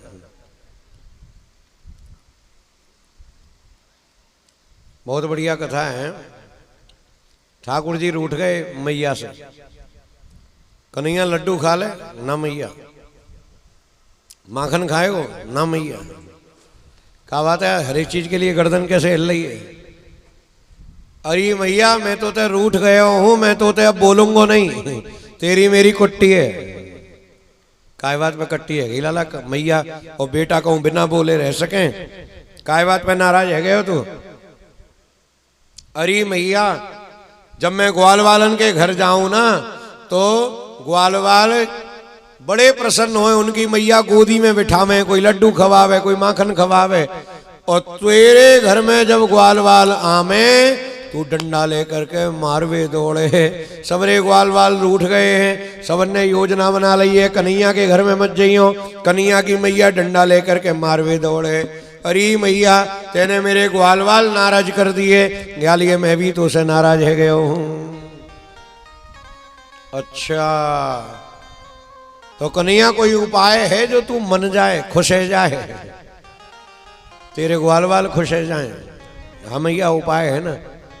कहा यदि तू मेरे ग्वाल वालन को बुलाए के प्यार से भोजन करावे तो सबरे ग्वाल वाल खुश है जाएंगे। का भोजन बनाऊं? बोले खीर पूरी मालपुआ बनाए ले मैया, सबसे बढ़िया भोजन है। ठीक है कन्हैया कल बुला ले तू सबरे अपने सखान के दाई। पाटिया बिछा दियो, ग्वाल वाल आकर के बैठ गए, दोना पत्तल परोस दिए। खीर के ताई मैया चांदी के कटोरा लाई, बड़े बड़े भंडार में से निकाल के, और बाल्टी में खुद खीर लेकर के परोस रही। सबके लिए परोस दियो। लेकिन जैसे ही सीदामा को नंबर आयो, मैया ने वाकू खीर नहीं परोसी, मैया आगे बढ़ गई। सीदामा बोलो कन्हैया तेरी मैया ने हमारे लिए खीर नहीं परोसी। मैया जब परोसते परोसते कन्हैया के पास पहुंची, मैया तेने सीदामा को खीर क्यों नहीं परोसी? कन्हैया हमें यादव ये है ब्राह्मण, खीर है सकरी, कहीं हमारे हाथ के सकरो भोजन करेगो कि नहीं करेगो, या लिए मैंने या को खीर नहीं परोसी। सुन ली सीदामा तेने? सीदामा उठा करके पत्तल भगवान के बगल में आकर के बैठ गए हो। बोले भगवान के बगल में ना कोई ब्राह्मण ना क्षत्रिय, जल्दी से खीर लाओ। यशोदा मैया ने जैसे ही वहां को कटोरा भरो, गड़गड़ गड़गड़ झट से पी गए हो, फिर भरो फिर पी गए हो, पूरी एक बाल्टी खीर पी गए हो सीदामा। मैया कहे मरे भीतर से पोलो है का, भीतर हड्डी मांस कछु नहीं है, एक बाल्टी खीरे पी गए हो, कहाँ जा रही है ये खीर? मैया मैं जो खीर पी रहा हूं वो तेरे लाला के पेट में जा रही है। मेरे लाला के पेट में? फिर तो एक बाल्टी और ले आई मैया, फिर परोसने लगी। भगवान ने क्या किया, अपना घुटना सीदामा के घुटना पे रख लिया। आप जाने मैया परोसते परोसते बोली कि ये झूठ बोल रहे हो सीदामा तो। अच्छा मैया ठीक है, मैं झूठ बोल रहा हूं तो अपने लाला से पूछ ले कि मैं जो खीर पी रहे हूं वो या के पेट में जा रही कि नहीं जा रही? क्यों रे कन्हैया, ये सीदामा जो खीर पी रहे हो वो तेरे पेट में जा रही है? हाँ मैया, याद आ गए वेद के वचन के ब्राह्मणों मुखमासीद, ब्राह्मण जो खाता है वो भगवान को प्राप्त होता है। भगवान ने वेद के वचनों की लाज रख दी बोल करके, हाँ मैया मेरे पेट में जा रही है। दोनों ही झूठे हो मरे, पी रहे हो जे और जा रहे हो तेरे पेट में, कैसे जा रहे हो? भगवान ने घुटना पे घुटना धर के दिखा दियो मैया, इंटरकनेक्शन हो रहे हो है, पी रहे हो जे और आ रही है मेरे पेट में। बोलो कृष्ण कन्हैया लाल की जय। रुक्मणी जी ने पत्र लिखा श्री द्वारकाधीश को बुलाने के लिए। ये लव लेटर है, प्रेम पत्र है, और कैसा है कि देखा नहीं है अभी ठाकुर जी को, बिना देखे ही लिखा है। आजकल में पल भर में प्रेम हो जाता है, दूसरे पल खत्म भी हो जाता है। एक काम मन का नहीं करो छुट्टी। और तो कहीं कहीं तो बड़ा मजा आता है। लड़के ने कहा लड़की से, बोले मेरा तुमसे मन भर गया, मेरे सारे प्रेम पत्र वापस दे दो। डला भर के ले आई, बोले चलो अपने छाटो यहां से, काला मुंह करो आगे बढ़ो। रुक्मणी जी ने जो लिखा है भगवान के लिए वह हमें भी लिखना चाहिए। समर्पण की भावना है ठाकुर जी के प्रति। श्रुत्वा गुणान् भुवन सुंदर शृण्वतां ते निर्विश्य कर्ण विवरैः हरतोंगतापम् रूपम दृशाम दृशमताम अखिलार्थ लाभम त्वय्यच्युता विशत चेत्रम भद्रपम में। हे भुवन सुंदर, आपकी कथाओं को सुनकर के मैं अपना मन आपके चरणों में समर्पण कर बैठी हूं। आप आइए और आकर के मुझे अपनी दासी बना लीजिए। कात्वा मुकुंद महति कुलशील रूप विद्या वयो द्रवण धाम विरात्मतुल्यम धीरा पतिम कुलवती न प्रणीत कन्या कालेन सिंह नरलोक मनोभिरामम। ऐसा ना हो कन्हैया आओ नहीं कि ये कौन आ गया मुझे लेने, ना ना, ये वही है जिसको आप नृसिंह बन करके मार चुके हैं, फाड़ चुके हैं। आप ये भी कह सकते हैं खुद क्यों नहीं आ जाती, मुझे क्यों बुला रही हो। मैं एक कुलवती कन्या हूं, मुझे डर लगता है लोग क्या कहेंगे, कैसे आऊं। आप खम्बा फाड़ करके प्रकट हो सकते हैं, आप कैसे भी आ सकते हैं, आप आइए। मां वीर भागम मर्षतु चैद्य आराध ओ वायुवन मृगपते बले अंबुजाक्ष। जब नहीं बुलाया तो पहले ही आके बैठ गए थे। रामावतार में सबसे पहले पहुंचे राम जी। जहां तड़फन नहीं थी तब पहले आ गए, अब तड़फन है तो नहीं आएंगे तो अच्छा नहीं होगा, प्राण बचने वाले नहीं। आइए एक बार सुने और हमारे साथ गाएं, अगर पुस्तक हो तो 112। तुम आओ ना मेरे सांवरे, मेरा जीवन तो तुम्हें को समर्पण है। तुम्हें आओ मेरे सामने, मेरा जीवन तो तुमको समर्पण है। तुम्हें आओ ना मेरे सांवरे, मेरा जीवन तो तुम्हें को समर्पण है। तुम्हें आओ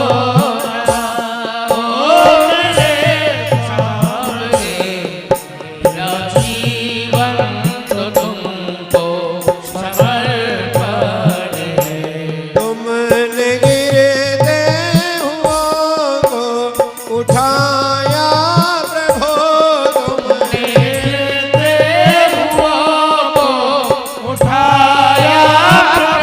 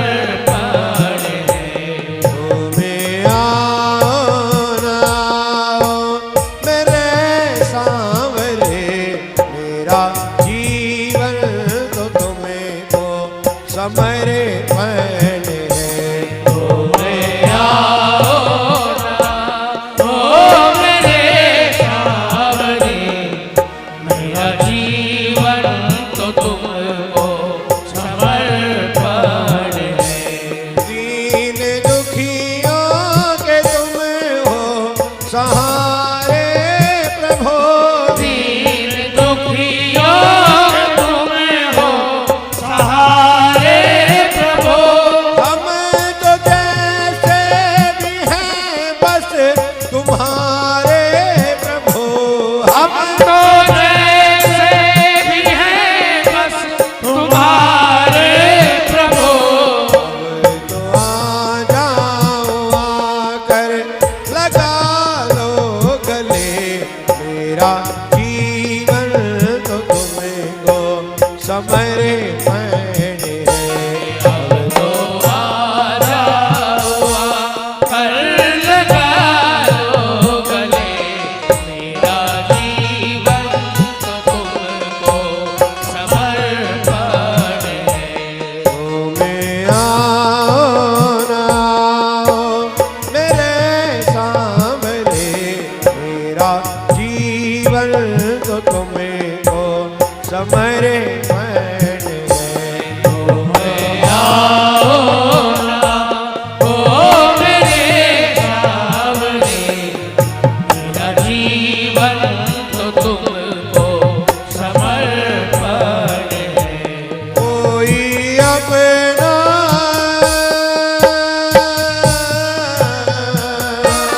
कोई अपना दिखे ना पराया दिखे, कोई अपना दिखे ना पराया दिखे, तू ही संसार में बस समाया दिखे। तू ही संसार में बस समाया दिखे। मेरी वृत्ति को ऐसा बना दो प्रभु, मेरा जीवन तो तुमको समरे मैंने है। मेरी वृत्ति को ऐसा बना दो प्रभु, मेरा जीवन तो तुमको समर्पण है।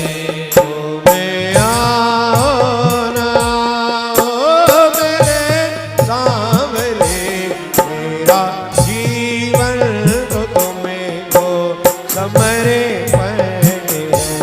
तुम्हें आओ ना ओ मेरे सामने, मेरा जीवन तो तुमको समर्पण है।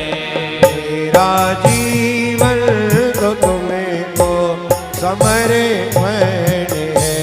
मेरा जीवन तो तुमको समर्पण। श्री द्वारिकाधीश की जय। शादी के कार्ड छपवा दिए हैं दुष्ट रुक्मी ने। रुक्मणी का विवाह शिशुपाल के साथ। अपना जो लिखा है पत्र वो भी ब्राह्मण देवता को दिया और निमंत्रण पत्र भी दे दिया। दोनों को लेकर के द्वारका पहुंचे, एकांत पाकर के भगवान को प्रस्तुत किए। समझने में देर नहीं लगी, ब्राह्मण को विदा किया। रुक्मणी जी का जो पत्र है वो हृदय से लगा करके छुपा करके रख लिया, और जो निमंत्रण पत्र है उसे लेकर के कृष्ण कन्हैया दाऊ भैया के निकट पहुंच गए। दाऊ भैया कोई राजा है कुंडनपुर के, अपनी बेटी का विवाह कर रहे हैं, निमंत्रण आया है, चले जाओ, कन्यादान दे आओ। कन्हैया मैं नहीं जाऊं, तू चलो आप जाओ ना। ना ना कन्हैया मेरो तो ब्याह है गो, तेरो है नहीं रो, ने थोड़ा बंठन के जाइयो, ऐसा कि कहीं टांको भिड़ जाए, कहीं काम बन जाए। बहुत से बालकों की उम्र बढ़ जाए तो सजा दे जाके ले जाते हैं, आप जान के थोड़ा दिमाग ध्यान जाए लोगों का इनकी तरफ। नेकी और पूछ पूछ मन तो ठाकुर जी का ही है जाने का। खाली कहलवार है कि दाऊ जी कहेंगे तू चला जा। लगाई दौड़, पहुंचे रथ में और बोले जल्दी से रथ दौड़ा दो। जल्दी काय बात की, कहीं दाऊ जी का मन नहीं बदल जाए कि तू ठहर जा मैं जाऊंगा, जल्दी चलो यहां से। रथ दौड़ाया और चल करके कुंडनपुर में पहुंच गए। मां शिशुपाल की बारात आ चुकी है। पूरे शहर में तैयारियां हो रही हैं, बाजार सजाए जा रहे हैं, रथ सज रहे हैं, बैंड बाजे तैयार हो रहे हैं, आज बारात निकलेगी। भगवान का सारथी कहता है कन्हैया आप हमें पहले बताते कि बारात निकलेगी तो हम भी बैंड बाजा झांकी वांकी लेकर के आते, क्या अकेले अकेले चले आए? चिंता मत करो, रात को जब बारात निकले अपनी झांकी सबसे पीछे लगा देना। देखने वाले समझ जाएंगे आगे जो लवाजमा जा रहा है ये पीछे वाले महाराज का ही है। रात को बड़ी जोरदार बारात निकली और सवेरे जहां पर बाराती ठहरे हुए थे ना जनवासे में, वहां पर प्रसंग चल पड़ा। भाई कल बारात में सबसे सुंदर कौन लग रहा था? और वहां पे कोई मंजन कर रहा है, कोई शेविंग कर रहा है, कोई अखबार पढ़ रहा है, कोई व्हाट्सएप चेक कर रहा है, कहाँ क्या है। सब अपने अपने कामों में लगे हुए थे। लेकिन जैसे ही ये प्रश्न चला कि कल सबसे सुंदर कौन लग रहा था, किसी ने कहा शिषपाल सबसे बढ़िया लग रहा था, किसी ने कहा नहीं नहीं बूढ़ा हो गया तो क्या है, जरासंध बहुत जोरदार लग रहा था। कहीं पर्सनालिटी होती है, पर्सनालिटा है पूरा, क्या चौड़ी छाती, क्या मूंछ, क्या ये क्या ये। एक वहां पे कोई भगत जी आए हुए थे, भैया हमसे यदि पूछे कौन बढ़िया लग रहा था, जो आनंद श्री कृष्ण कन्हैया के दर्शन करके आया वो किसी को भी देख करके नहीं आया। शिषपाल मंजन कर रहा था, जो कृष्ण नाम सुना मंजन तो बंद और इंजन चलने लग गया, धक धक धक। ए भगत जी इधर आओ इधर आओ, कौन सा वाला कृष्ण? वो द्वारका वाला कृष्ण देखा तुमने? इधर आओ, कान खोल करके सुन लो। भगत जी बोले भैया कृष्ण तो एक ही है, वहां डुप्लीकेसी की कोई चांस है ही नहीं। राम के ही हुए, सतयुग में परशुराम, त्रेता में दशरथ नंदन राम, द्वापर में बलराम, कलयुग में जगजीवन राम, काशी राम के ही राम हुए हैं। लेकिन कृष्ण जैसा कोई हो ही नहीं सकता, इसलिए केवल वही कृष्ण है, चाहे द्वारका वाला कह लो, मथुरा वाला कह लो, गोकुल वाला कह लो, वृंदावन वाला कह लो, वही आए हैं। जैसे ही सुना श्री कृष्ण आए हैं, मोबाइल निकाला, रुक्मी कम टू मी, जल्दी आओ। दौड़ करके रुक्मी आया। महाराज क्या हुआ? जीजाजी रात को तो चोखे सोए थे, सवेरे सवेरे क्या हुआ? रुक्मी क्या तुमने वो द्वारका वाले कृष्ण को निमंत्रण दे दिया है? जीजाजी हम 5 भाई, पिताजी, सेनापति, मंत्री, सबने मिलकर के कार्ड बांटे, हो सकता है भिजवा दिया हो, इतना चिंता करने की क्या बात है? बोले बहुत चिंता करने की बात है, जहां पर ये महोदय पहुंच जाते हैं वहां कार्यक्रम नहीं होता, वहां क्रियाक्रम होता है। जल्दी से अपनी बहन को बुलाओ तो जल्दी से मेरे फेरे पड़वाओ। नहीं नहीं जीजाजी अभी तुम्हारी बहन नहा करके चुकी है, सहेलियों के साथ पार्वती जी की पूजा करने मंदिर जाएगी। कितना दूर है मंदिर? ज्यादा नहीं, केवल 2 कोस है। शिषपाल बोला मुझे तो होश पहले ही उड़ते लग रहे हैं, 2 कोस पहुंचेगी कि नहीं पहुंचेगी। घबराइए मती ना, पंडित जी ने मुहूर्त निकाला है, गोधूली के फेरे हैं, शाम को आपका विवाह होगा। शिषपाल बोला मुझे तो फिर धूली पहले ही उड़ती दिख रही है, गोधूली होगी कि नहीं होगी। जरा भी चिंता करने की आवश्यकता नहीं, जीजा जी हमारे साथ आइए। रुक्मणी जी के मंदिर से पार्वती जी के मंदिर तक दोनों तरफ हाथियों की लाइन, हाथी के बाद घोड़ा, घोड़ा के बाद रथ, रथ के बाद पैदल, चतुरंगनी सेना लगा दी है। देखो मेरी मर्जी के बिना परिंदा भी पर नहीं मार सकता है यहां पर। शिषपाल ने कहा सैनिकों चिड़िया भी दिखाई दे जाए तो फट से शूट कर देना। जीजाजी हम यहाँ चिड़िया मारने बैठे या बहन का विवाह करने बैठे? चलिए चलिए, ये पेचा बांध करके गलियों में घूमते अच्छे नहीं लगते। आओ आपके कमरे में टेलीविजन लगा देते हैं, लाइव टेलीकास्ट होता रहेगा। आजकल एक एक समाचार चैनल पूरी खबर को बार बार बताता है, जब तक याद नहीं हो जाए पहाड़े की तरह, हर बात आपको बताई जाएगी। चलिए चलिए। श्री रुक्मणी जी सहेलियों के साथ पराम्बा पार्वती का पूजन करने के लिए शिव मंदिर में पधारी। आज पूजा करते करते आंखें छलक गईं। नमस्ते त्वाम्बके भीषणम स्वसंतानयुतां शिवां भूयात् पतिर्मे भगवान कृष्णस्तदनुमोदिताम्। माँ मैंने आपसे कभी कुछ नहीं मांगा, पहली बार जीवन में कुछ मांग रही है। ये नहीं कहा क्या मांग रही हूं, मांग रही हूं। जब तक मांगती उससे पहले ही पार्वती जी प्रकट हो गए। मन जाहिरा जय हो मिलहि सो वरस सुंदर सामिरो करुणा निधान शील स्नेह जानत रामिरो। आप लक्ष्मी हैं, वो नारायण हैं, आप सीता हैं, वो राम हैं, आप दक्षिणा हैं, वो यज्ञ हैं, आप अर्ची हैं, वो पृथु हैं, आप रुक्मणी हैं, वो कृष्ण हैं। आपका तो जन्म जन्मांतर का उनका नाता है। पार्वती जी वरदान दे करके अंदर ध्यान हो गई। सहेलियों से रुक्मणी जी ने कहा, अरे जरा जाओ जाकर के देखो, माथे पे मोर मुकुट होगा, कंधे पे कारी कांवर होगी, गले में बैजंती माला होगी, कहीं कृष्ण कन्हैया दर्शन दे रहे हो तो मुझे बताओ। सखियां गई और लौट करके आ गई। क्या हुआ? कुछ नहीं हुआ। ठाकुर जी दिखे? बोले ना तो दिख रहे रुक्मणी और ना ही दिखाई दे सकते हैं। अरे राम राम, ऐसा क्यों बोलती हो? बिल्कुल सही बोलते हैं। तुम्हारे भाइयों का इंतजाम इतना ठाड़ा है, उनकी मर्जी के बिना परिंदा भी पर नहीं मार सकता। रुक्मणी जी मुस्कुराने लगी। क्या बात है, तुम्हें हंसी क्यों आई? सारी दुनिया की हस्ती एक तरफ, दीनानाथ का नजारा एक तरफ। जब ठाकुर जी कृपा करते हैं, दुनिया के इंतजाम धरे के धरे रह जाते हैं और वैष्णवों का काम बन जाता है। जरा ढंग से देखो ना।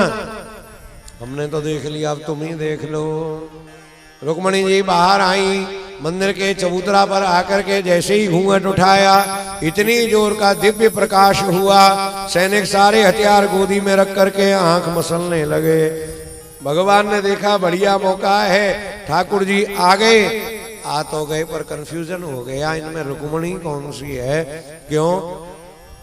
आजकल दुल्हन सजे तो सजे, संग की सहेलियां इतनी जोरदार सजती हैं कि दूल्हा इसे छोड़े और हमें ले जाए, होगी सो देखी जाएगी।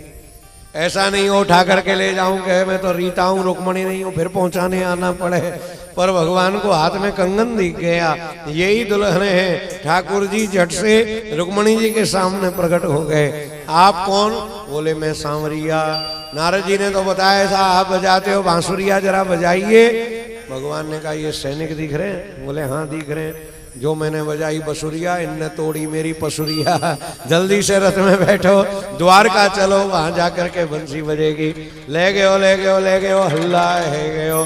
बोलो रुक्मणी रमण भगवान की जय। टेलीविजन पे ब्रेकिंग न्यूज चलने लगी। हाँ, वो मोर मुकुट कन्हैया, द्वारका वाले कृष्ण कन्हैया रुक्मणी जी को अपने रथ में बिठा करके ले गए। मैं मंदिर का पुजारी, आज तक टिंग टोंग जो खबर सुनी शिशुपाल ने, गड़बड़ हो गई। कौन मिलाया? रुक्मी, तुम तो कहते थे परिंदा भी पर नहीं मारेगा, ये क्या हो गया? रुक्मी ने कहा मैंने सारी सेना दौड़ा दी है, जिंदा या मुर्दा पकड़ करके लाएंगे, आप चिंता ना करें। दाऊ जी महाराज द्वारका में बैठे, जी घबरा रहा है। शिशुपाल, दंतवक्र, विदुरथ, जरासंध, दुर्योधन, बड़े बड़े कपटी राजा इकट्ठे होंगे और मैंने अपना लाला अकेलो भेज दियो है, कहीं ये सवरे के सवरे मिलकर के मेरे भैया को परेशान नहीं करें। मैं भी चलूं। हल मूसल लेकर के दाऊ जी महाराज रथ में विराजमान होकर के चल दिए। भगवान रुक्मणी जी को लेकर के जा रहे हैं द्वारका की तरफ और दाऊ जी महाराज द्वारका से जा रहे हैं कुंदनपुर की तरफ। बीच रास्ते में दोनों का मिलना हो गया। जो कन्हैया ने देखी सामने से दाऊ जी आ रहे हैं, हे भगवान आज कैसे होगी? इधर हम छोरी भगा के ला रहे हैं और सामने से बड़े भाई साहब आ रहे हैं, आज तो पिटाई होगी। जो दाऊ जी को रथ निकट आयो, कन्हैया ठहरियो ठहरियो ठहरियो। दाऊ भैया प्रणाम। प्रणाम तो ठीक है, पर तू तो ब्याह में गए हो ना, जल्दी कैसे आ गए हो? भगवान बोले वहां सबरे काम जल्दी सिलट गए, आ लिए मैं जल्दी आ गए हो। जब काम ही नहीं तो ठहर के क्या करते हो? कौन को ब्याई? अब ब्याई हो तो बता, मैं भगा के ला रही, का बताते, निगाह नीची कर ली। कन्हैया तो ब्याई है? जी हाँ। कहाँ है? पर्दा के पीछे बैठी है। आहा, मेरो बड़ो मनो तेरो ब्याह है जाए कन्हैया। चल चल बहुए लेके द्वारका चल, बड़ी जोर को सब मनाएंगे। इतने में देखा पीछे से बड़ी सेना आ रही है। कन्हैया ठहरियो ठहरियो, ये इतने सारे लोग जो आ रहे हैं वो तो पहुंचावे आ रहे हैं कि दहेज को सामान लेके आ रहे हैं। भगवान बोले दाऊ भैया ना तो दहेज को सामान ला रहे हैं और ना पहुंचावे आ रहे हैं, तो बोले कूटवे आ रहे हैं। क्या है गो तेरे कोई झगड़ो है गो? बोले नहीं, इनके घर के आपस के झगड़े मेरे ऊपर जूझर उतार रहे, तेरी गलती नहीं है। बोले बिल्कुल नहीं है। तो फिर तू चल मैं देखूं। दाऊ दादा ने हल मूसल प्रकट कर दिए। जो आगे आए सैनिक हल से पांव खींचे और ऊपर से मारे, पड़ाक फोड़ करके रख दे। आदि से ना मारी, आदि भाग गई। दाऊ जी बोले ए, आते हो कि नहीं आते हो? सैनिक बोले आके क्या मरेंगे, ना तीर चलाते हो ना तलवार, सीधे डाक खाने की सी मोहर लगाते हो और भेज देते हो, हम नहीं आएंगे। सारी सेना भाग गई। दुष्ट रुक्मी ने छोटे रास्ते से जाकर के भगवान के रथ के आगे रथ अड़ा दिया, तलवार लेकर के चढ़ गया रथ पर।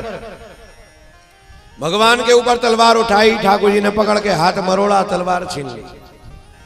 अब की बार तलवार उठाई ठाकुर जी ने, रुक्मणी जी ने पांव पकड़ दिए। दृष्ट्वा भ्रातवधोद्योगम रुक्मणी भय विह्वला पतित्वा पादयोर भर्तुर उवाच करुणम सती। हे प्रभु, आप सर्व सामर्थ्यवान हैं, ये जीव है, ये आपका कुछ भी नहीं बिगाड़ सकता। आप इसे मार देंगे तो मुझे कलंक लग जाएगा, बहन के विवाह में भाई मारा गया, और छोड़ देंगे तो जीवन भर मैं आपकी कृपा मानूंगा। ये बहन भाई में प्यार ऐसा होता है, जैसे जैसे उम्र बढ़ती रहती है प्यार भी बढ़ता ही रहता है, और बहुत सारे लोग उसका फायदा भी उठाते हैं। गलियों में जो गली गली मांगते हैं ना, पप्पू की मम्मी, राजू की मम्मी कुछ देना, माताएं झट से खिड़की खोल के बाहर आती हैं, कौन आ रहा है, कौन आवाज लगा रहा है, तुरंत कहते हैं तेरे भैया भतीजे बने रहे, कुछ तो ला के दे। माताएं जाती हैं, कुछ ना कुछ जरूर लाती हैं। अगर मांगने वाला कहे ना तेरे देवर जेठ बने रहे, कुछ नहीं मिलेगा, बोले चलो चलो आगे बढ़ो, सब बने हुए हैं। भैया भतीजे के कहते ही मन करता है कुछ ला करके देना चाहिए। भगवान ने आधे बाल, आधी मूछ, आधी दाढ़ी साफ कर दी, हाफ क्लीन शेव करके बांध करके पटक दिया। दाऊ जी महाराज आए, जो देखा कन्हैया ये कौन है? अब शर्म के मारे बताए नहीं। दाऊ भैया पीछे जो बैठी है आपको भैया है। अरे तेरा सारो है? जी हाँ। दाऊ जी ने वाकू उठायो रथ में से, आधे बाल, आधी मूछ, आधी दाढ़ी। साजी ये कैसी शक्ल बनाई है पाजी इनकी सी? लगता है कोई मर जाता है जब पूरे बाल बनाते हैं, और घर में से कोई चला जाता है तो आधे बाल बनाते हैं। ये डिजाइन कहाँ से निकाली? मर्दा क्या नहीं करता, कन्हैया की तरफ इशारा कर दिया, बोले सबरी डिजाइन बनाने वाले ये कन्हैया। ऐसी मजाक नहीं करनी चाहिए ससुराल वाले इनसे। अरे 3-3 पीढ़ी ये बेचारे रहते ही रहेंगे, पहले दामाद मान करके, फिर जीजा मान करके, फिर फूफा मान करके। इनकी हजामत तो अब जीवन भर बननी है, दिखाने को नहीं बनाई जाए, जिंदगी भर बनाई जाए। जैसे ही छोड़ा भागा वहां से ये रुक्मी, भोज कटक नाम की राजधानी अलग बसाली, लौट करके कुंदनपुर नहीं गया। शिषपाल को मालूम पड़ा कि अब रुक्मणी लौट करके आने वाली नहीं है, चले गए अपने गांव के लिए। बोलो रुक्मणी रमण भगवान की जय। महामहोत्सव मनाया गया। भागवत में तो केवल हरण है, लेकिन ब्रह्म वैवर्त पुराण में कहा, बोले महाराज 3 दान बड़े सौभाग्य से मिलते हैं, कन्यादान, गौदान और भूमि का दान। एक ही मेरे कन्या है, यह दान मैं करना चाहता हूँ। भगवान ने सुरक्षा के साथ रुक्मणी जी को पहुंचाया। शांडिल्य ऋषि ने, श्री गर्गाचार्य जी ने कार्तिक शुक्ला एकादशी का मुहूर्त निकाला, भगवान बारात लेकर के आए और श्री रुक्मणी जी का विवाह श्री द्वारकाधीश के साथ में संपन्न हुआ। बोलो रुक्मणी रमण भगवान की जय। भगवान विराज रहे हैं मंडप में, और कुंदनपुर की गोपियां भगवान को सींचना दे रही हैं, गालियां दे रही हैं। किसी और को गाली देंगे तो लड़ाई हो जाएगी, और भगवान को देंगे तो बड़ा पुण्य मिलेगा। पन्ना नंबर है 113, और नहीं है तो कोई बात नहीं, सुने और गाएं, सब लोग गाएंगे। आए